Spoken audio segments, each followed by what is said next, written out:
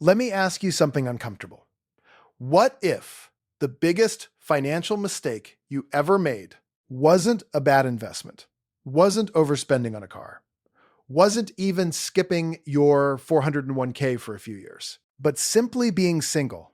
I know that sounds harsh. And I'm not here to tell you who to love or how to live, but I am here to tell you what the data says. And the data says that being alone in the way our financial and tax systems are structured is quietly, consistently, and ruthlessly expensive. We're going to walk through every single layer of this today.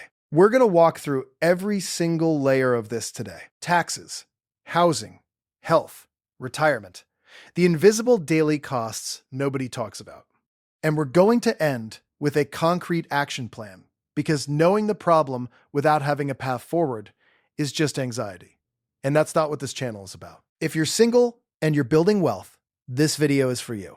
Let's go. Let's establish the foundation first, because I want you to understand something before we get into the numbers. The financial disadvantage of being single is not the result of bad choices. It is a structural feature of how modern financial systems were designed.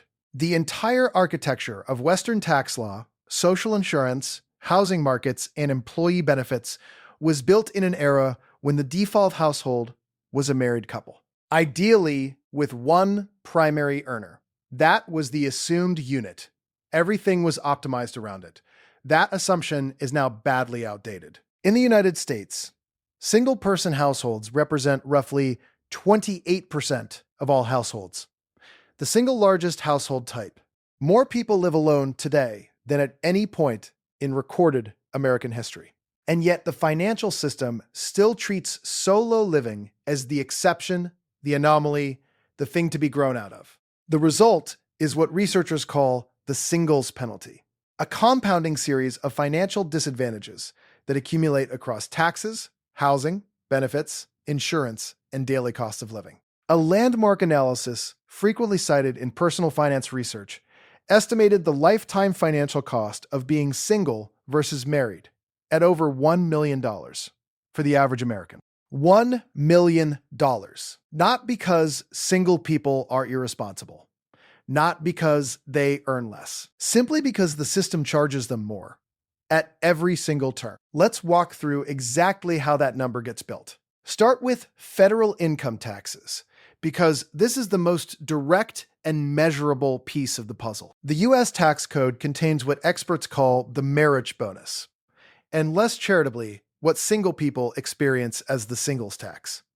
Here's how it works. Tax brackets for single filers are not simply half the brackets for married filers. They're compressed. A single person earning $100,000 enters the 22% bracket at $44,725. A married couple filing jointly doesn't enter that same 22% bracket until their combined income hits $89,450.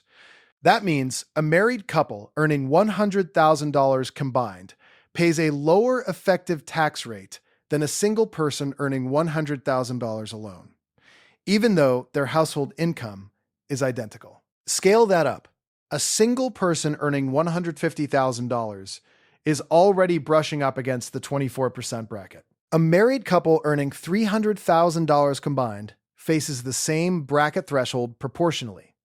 But because their income is pooled and the brackets are wider, they often pay a lower blended effective rate. Over a 30-year career, the cumulative tax difference can easily exceed $50,000 to $100,000 in additional taxes paid by the single filer for equivalent income. But it doesn't stop at income tax brackets. Capital gains. The 0% long-term capital gains rate applies to single filers up to $47,025 in 2024. For married couples filing jointly, that threshold is $94,050, exactly double. If you're a single investor with a taxable brokerage account, you hit the 15% capital gains rate at half the income threshold of a married couple. You're paying more tax on your investment gains structurally just because you file alone. Estate planning. The federal estate tax exemption is $13.6 million per individual in 2024. Married couples benefit from unlimited marital deduction, meaning assets can pass between spouses completely tax-free, and the surviving spouse can effectively use both exemptions, totaling over $27 million. For single people with no spouse to pass assets to, tax-free estate planning becomes more complex and potentially more expensive. Social Security, this deserves its own section, and we'll get to it in retirement. But the spousal benefit alone represents a massive transfer of Social Security wealth to married couples that single people never see. The takeaway: for identical income and identical financial behavior, a single person in America pays more in taxes across nearly every category. This is not opinion, it is the tax code. Now let's talk about housing, because if the tax code is a slow leak, housing is a burst pipe. The math here is simple and devastating. Rent, mortgage, utilities, maintenance. Housing is the single largest expense for most households, typically representing 30 to 40% of take-home pay. And the per-person cost of housing alone is dramatically higher for single people than for couples. Here's the basic arithmetic. In a typical mid-sized American city, a one-bedroom apartment runs around $1,800 to $2,200 per month. A two-bedroom in the same building might cost $2,600 to $3,000. Two people sharing the two-bedroom each pay roughly $1,300 to $1,500 per month. The single person in the one bedroom pays $1,800 to $2,200 for less space, fewer amenities, and no one splitting the cost. That's a $300 to $700 monthly premium just for being solo. At the midpoint, call it $500 per month. That's $6,000 per year. Invested at 7% annual return over 20 years, that's over $245,000 in lost compounding wealth from the housing premium alone in just one city over one phase of life. In high-cost cities, New York, San Francisco, Los Angeles, Boston, the premium is dramatically higher. One-bedroom apartments in Manhattan average over $4,000 per month. Two people splitting a two-bedroom at $5,500 each pay $2,750. The single person pays $4,000 for less. That's a $1,250 monthly premium, $15,000 per year. That goes entirely to covering the structural cost of living alone. And home ownership, the gap widens further. Mortgage qualification is based on income. Two incomes qualify for significantly larger loans. More loan capacity means access to neighborhoods with stronger appreciation histories. Couples who bought in high-growth suburban markets near major metros over the past 15 years have seen their properties double or triple in value. Single buyers who were priced out of those same markets because they couldn't qualify for the necessary loan have missed some of the greatest wealth creation events in recent American real estate history. Home equity, let's be clear, is the primary vehicle through which middle-class Americans build generational wealth. Being structurally priced out of the best appreciating markets because you're qualifying on one income is one of the most consequential financial disadvantages single people face. So what do? Two strategies stand out. The first is house hacking, buying a small multi-unit property, living in one unit, and renting out the others. Your tenants cover a significant portion of your mortgage. You build equity, you get landlord experience, and you achieve something a renter can never achieve. Your housing cost becomes a wealth-building asset rather than a pure expense. The second is being strategic about location. Remote work has opened up markets that were previously inaccessible. A single person earning a coastal salary and living in a mid-tier city can compress the housing cost gap dramatically. The geographic arbitrage available to single remote workers right now is one of the most powerful financial tools of the current era, and not enough people are using it intentionally. Healthcare and the invisible insurance gap. Health insurance is one of those costs that operates in the background. You don't think about it until you need it, and by then, it's too late to optimize. But the financial structure of employer-sponsored health insurance quietly penalizes single people in ways most people never notice. Here's how it works. Employers contribute a fixed dollar amount, often covering 70 to 80% of the total premium. That contribution is roughly the same whether it covers one person or a family. So when an employee adds a spouse to their plan, the subsidy stretches to cover two people, while the employee's cost rises only slightly. Single employees absorb the full weight of the individual plan above the employer's contribution. Run the numbers. The average individual premium in 2024 is $8,400 total. With 75% employer contribution, employee pays $2,100. For a married couple, on a family plan averaging $23,500 total, employee might pay $5,875. That's $5,875 to cover two people versus $2,100 for one. Per insured person, couple pays $2,937 each, less than the single's $2,100. Beyond premiums, research on health and marital status is significant. The marriage health protection effect. Married individuals have better health outcomes, lower chronic disease, longer life expectancy. Mechanisms include mutual monitoring, emotional support, greater healthcare utilization, and someone pushing you to go to the doctor. Financially, poorer health outcomes translate directly to higher lifetime medical costs. They also increase risk of disability and lower lifetime earnings due to health-related work disruptions, plus higher long-term care expenses in retirement. For single people, the mitigation strategy is concrete and available right now. Max your HSA. If you have access to a high-deductible health plan, the health savings account is arguably the most powerful tax-advantaged account in the U.S. tax code. Contributions are pre-tax. Growth is tax-free. Qualified medical withdrawals are tax-free. After age 65, non-medical withdrawals are taxed like a traditional IRA. It's the only account that's triple tax advantaged. Single people should prioritize this account aggressively. It serves as both a medical emergency fund and a secondary retirement account. Invest in preventative care, regular checkups, blood work, dental care, mental health. Staying ahead of health issues is dramatically cheaper than treating them reactively. And for single people without the built-in accountability partner that marriage provides, this has to be a deliberate, self-imposed discipline. Retirement, the widest gap of all. We've talked about taxes, housing, and health. But retirement is where all of these disadvantages converge. And the gap between single and coupled retirement outcomes is one of the starkest in all of personal finance.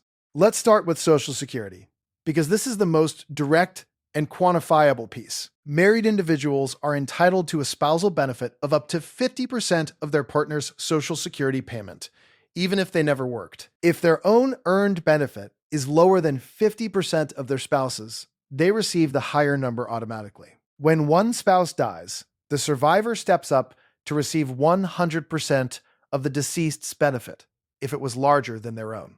Single people receive exactly what they earned. No spousal benefit, no survivor benefit, no step-up. For a couple where one spouse earns significantly more, the lifetime Social Security differential can represent $300,000 to $500,000 in additional cumulative income that a single person of identical earnings history will never receive. Then there's the savings gap. Two incomes mean two sets of contribution limits. In 22,000, the 401 limit is $23,000 per person. Two earners can shelter $46,000 per year in 401k accounts alone. Add two Roth IRAs at $7,000 each, and a couple's combined annual tax-advantaged savings capacity is $60,000 per year. A single person's maximum is $30,000, exactly half. The compounding math on that difference is staggering. $30,000 per year invested at 7% for 30 years grows to approximately $2.8 million. $60,000 per year at the same return for the same period grows to approximately $5.7 million. Same discipline, same markets, same time horizon. Double the outcome. The single person has to either earn significantly more, spend significantly less, or invest for longer to close that gap. And there's one more layer: the cost of retirement itself. Healthcare in retirement is one of the largest and most unpredictable expenses retirees face. Fidelity estimates the average retired couple will need approximately $300,000 in savings dedicated just to healthcare costs in retirement. For a single person, that estimate runs around $150,000. But without a partner to share logistics, provide informal caregiving, or split household costs in retirement, the practical cost of maintaining an independent lifestyle often runs higher per person than the couple estimate suggests. The single person's retirement playbook: 401k to the match first, always. Then max HSA, then max Roth IRA, then return to 401k, up to the limit.